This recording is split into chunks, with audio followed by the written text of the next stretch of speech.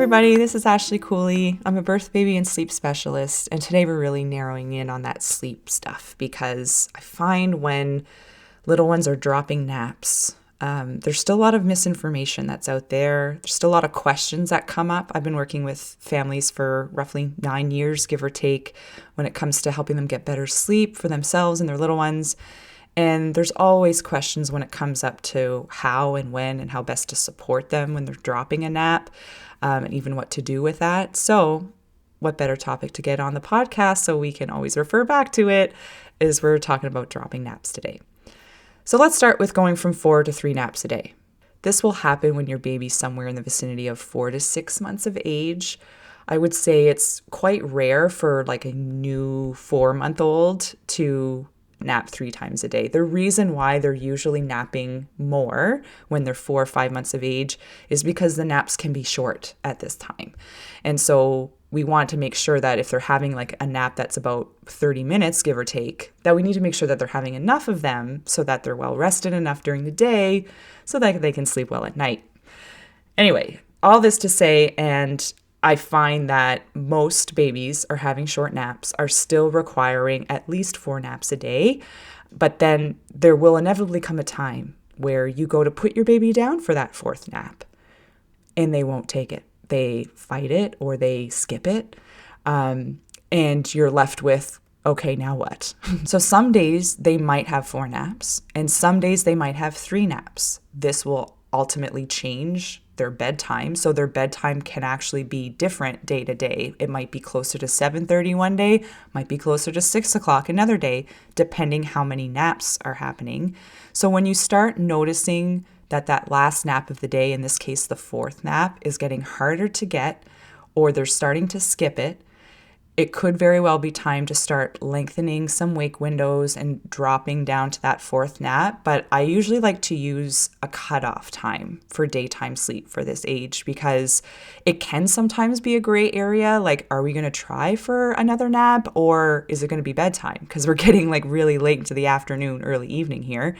So by about 4 months of age, I usually recommend that daytime sleep is cut off by 5:30 p.m. to help differentiate between naps and bedtime. So I use that time as a cutoff for 4 to 5 month olds. When they're closer to 6 months, that cutoff might be more like 5:15 or 5 p.m. And that's all because of the last wake window of the day, usually being the longer one at this stage. And we want to try to have those bedtimes no later than 8 p.m. Okay, so I usually try to work backwards from 7:30, 8 p.m. bedtime. So how much awake time do they need to get to that point? And that's when we should cut off the daytime sleep so that we know that there's a difference. So here's how this works. When your little one is, let's say they're typically having 4 naps a day. They're maybe close to 5 months in age. They wake up from the 3rd nap at, say, around 2:30, okay? By 5 months of age, their wake window between naps in the afternoon is usually somewhere close to 2 hours. So if your little one wakes up, your 5-month-old, let's say, wakes up at about 2:30 from their 3rd nap, they need about 2 hours to get to the next one.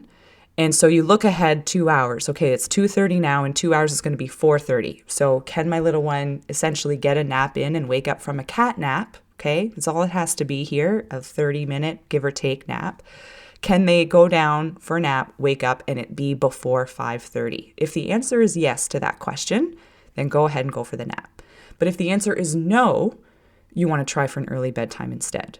So obviously here in this scenario, the 5-month-old with the 2:30 wake up time, needing 2 hours, that would be 4:30. So yes, we can get a nap in before 5:30 comes. So let's go for the nap. But if they woke up at 3:30 or even 3:15, let's do that. They wake up at 3:15 because this is where the gray area comes in all the time. They wake up at 3:15. You're thinking ahead 2 hours. Okay, that's 5:15. Can they get a nap before then? You know, if it were me, I would probably at least try.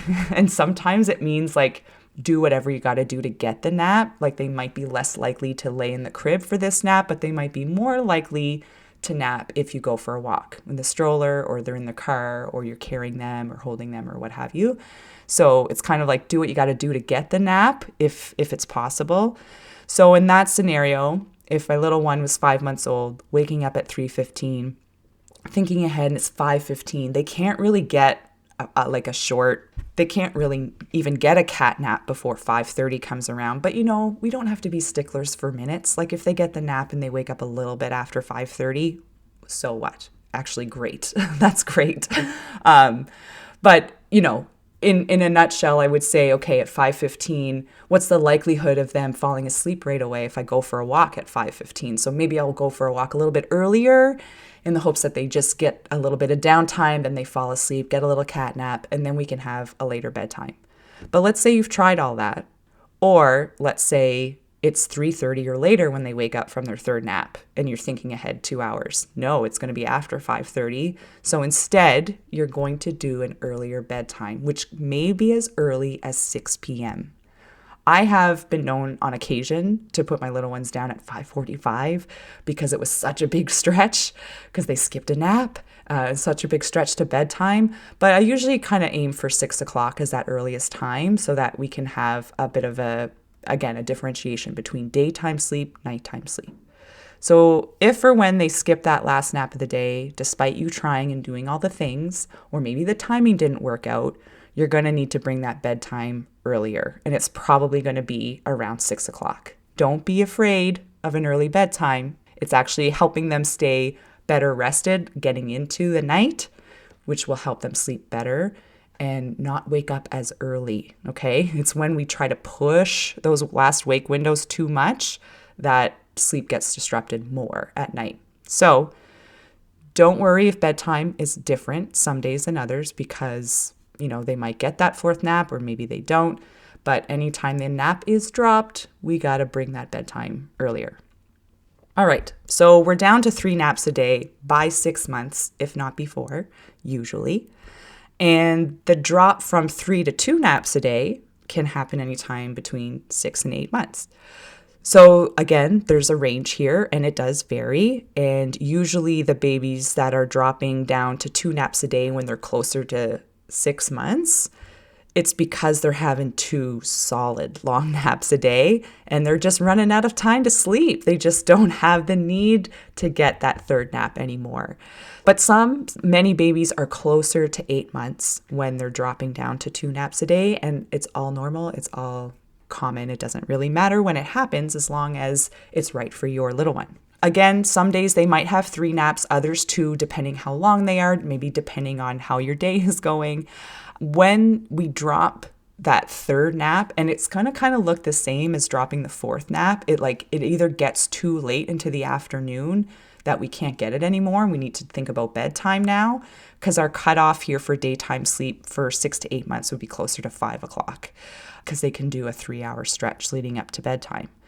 So some days they might have 3 naps, others 2. Some days you might try for the third nap and they don't take it, they skip it, or it's shorter, or it's delayed, or what have you. And if that's happening pretty consistently and they're getting 2 longer naps a day, you're probably safe to shift some wake windows and drop them down to 2 naps a day. Now, how that works, by the way, shifting the wake windows, is when we drop the third nap, we want to shift the second nap to start a little bit later. So their wake window between naps 1 and 2 is going to be 3 hours. Okay? So if your little one is maybe only doing a 2 or 2.25 hours of wakefulness between nap 1 and 2, and they're on 3 naps a day, and you're considering dropping down to 2, they need to be able to have a 3-hour wake window stretch between the 2 naps. So it might be best to try to stretch that wake window a little bit before you do eventually drop that third nap. Try to get them closer to 2.5 hours, maybe 2.75. So when they do transition down to 2 naps a day and have a 3-hour wake window there, it won't be such a big adjustment. So we shift the second nap to start a little bit later. So we have the first morning nap, then we have a 3-hour wake window, and then we have the afternoon nap. And again, bedtime is going to need to become earlier because as your little one is adjusting to just 2 naps a day, they usually can, again, only get about a 3-hour wake window before bedtime when they first drop the nap. So when they're 6, 7, 8 months of age, they've just recently gone down to 2 naps a day more consistently, that bedtime's going to move forward because your baby's only going to be able to do about a 3-hour stretch before bed. This last wake window will stretch as time goes on, as your little one gets a little bit older, as they can have slightly longer wake windows.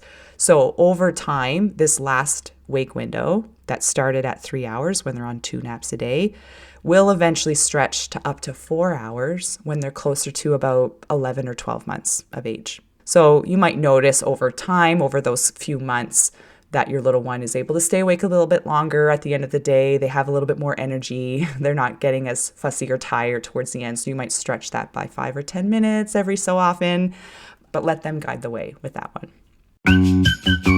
Looking for the best for your baby? Atlantic Canada's Baby Store is here for you. Nurtured, which is right here in Halifax, Nova Scotia, has the best products for baby. The staff are so incredibly helpful, and they have the most top-rated car seats and strollers you won't find anywhere else. So whether you need expert advice or the perfect baby gear, Nurtured's got you covered. And guess what? Nurtured's giving Bringing Up Baby podcast listeners an exclusive deal. Get 15% off your order from nurtured.ca when you spend a minimum of $75 using code BUB, B-U-B. Brand exclusions apply, valid now through till November 30th, 2024. Nurtured, supporting your parenting journey every step of the way. So this 2 to 1 nap transition, it's a pretty big one. It usually happens when your little one's about 15 to 18 months of age. So they're going to be on 2 naps for a little while here. But many, many, many times, parents think that their little ones are dropping down to 1 nap sooner than this. And we have a podcast episode specifically about this, okay? It's called That Afternoon Nap. We recorded it back in November 2023, so you might just have to scroll back a little bit to find it. But it's specifically about this one and how to keep that afternoon nap longer if you find that your little one is skipping it. But just in getting to the dropping part, so they usually go from 2 to 1 nap a day by somewhere between 15 to 18 months of age. So again, some days they might have 2 naps, other days only 1, and it can depend. And sometimes daycare is a big factor in this too, just to put that out there. So definitely check out that afternoon nap episode. I believe it was November 21st, 2023. So scroll back and check that one out to make sure that you keep your little one on 2 naps a day as long as possible. This one, they usually drop to 1 nap a little sooner than they should. So check that episode out. But when they do drop to 1 nap a day, this is a big difference because they're actually dropping the morning nap. They're dropping the first one. Up until now, they've been dropping the last nap of the day. Now they're dropping the morning nap and keeping the afternoon one. So when they're on 1 nap a day, that afternoon nap that maybe was starting at 1:30, 2, maybe a little later, when they were on 2 naps a day, now that nap is going to start closer to noon. Okay, so we actually take the afternoon nap, we shift it back to closer to noon, and now your little one's going to have their longest wake window of the day in the morning instead of at the end of the day. Okay, so when they're down to 1 nap a day and they first transition, they might have a 5-hour or so wake window before getting to nap, and then they'll have closer to a 4.5-hour window at the end of the day. And even when that shifts as they get older, they'll have closer to a 6-hour wake window earlier in the day and closer to a 4.5 to 5-hour wake window at the end of the day. So things really shift pretty drastically when this 2 to 1 nap transition happens. But what really can be drastic is the 1 to 0 nap a day transition. This can start, you can start to see signs of your little one not needing to nap at all anymore as young as 2.5 roughly years of age, generally closer to 3 to 4 years old though. Again, I always like to say, try to keep as many naps as you can, as long as possible, because it's just going to help your little one get through the day. But the main sign that you'll notice for when your little one's ready to drop all naps, it's not that they will skip it so much, but it's that bedtime gets pushed really late and is kind of horrendous to try to get them to sleep, okay? That's probably one of the most common reasons that I hear of a 2.5, 3.5-year-old struggling with bedtime, and they're not falling asleep until 9 or 9:30 or 10 sometimes, despite trying for earlier. And that could be because they're still napping and they maybe don't need to anymore. So then they get the later bedtime, and then they still have to wake up at the same time to go to daycare or do the things, right? And then now they have less sleep, they're tired, so now they're getting a nap because they're tired, but now that nap is causing a problem with bedtime, and you see the endless torturous cycle that could result. So when you notice bedtime is getting really pushed back, and their little one's taking longer and longer to fall asleep, or maybe having trouble, popping out of their room and stuff like that at nighttime, and they're still napping, my first recommendation is not to cut out the nap right away, but to cut it down. So if they're napping 2 hours, can we cut it down to an hour and a half? If they're napping an hour and a half, can we cut it down to 1 hour? So I would look at cutting down the nap first, if that's a possibility. If you've tried that, or when you've tried that and that no longer seems to be working either, then I would start cutting out the nap. And again, bring that bedtime earlier. So this time when they're a little bit older, so they're, say, again, 2.5, 3 years or more, the earliest bedtime would be closer to about 6:30. And by now, again, you may be at work, your little one goes to daycare, we have the rush of dinner time and all that stuff. And I know we can't, even with good intentions, we can't always get them to bed as early as we need to or want to. So I say that with love and grace, and just know that the earlier you can get it, the better. And the closer you can get to 6:30, the better. When you finally have your baby sleeping well and you don't want to ruin anything, but you're about to travel or send them to grandma's or something and they need to sleep in a new space, the SLEEPOUT portable blackout curtain is your ticket. It keeps the room nice and dark, which brings consistency, and it helps the production of melatonin to get them nice and sleepy. It's so easy to put together, and it even comes in a little handy traveling bag. Check out the link in our show notes for sleepoucurtains.com and use code BIRTHBABYSLEEP for 10% off your order. All right, so that's it, guys. Once your little one's not napping anymore, it can be bittersweet, I guess. I remember when my kids stopped napping and it was like, oh, now we don't have to get home all the time and rush home for a nap. We can be out for the day or whatever.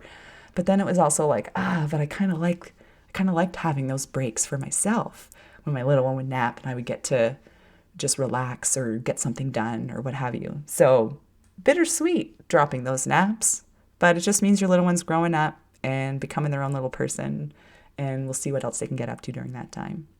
So I hope this was helpful. A couple of reminders here before we part ways. Number 1, did I say this enough? Make bedtime earlier when they're dropping a nap, okay? As early as 6 p.m., unless they're dropping down to no naps a day, you can move that to 6:30 because they're a little bit older.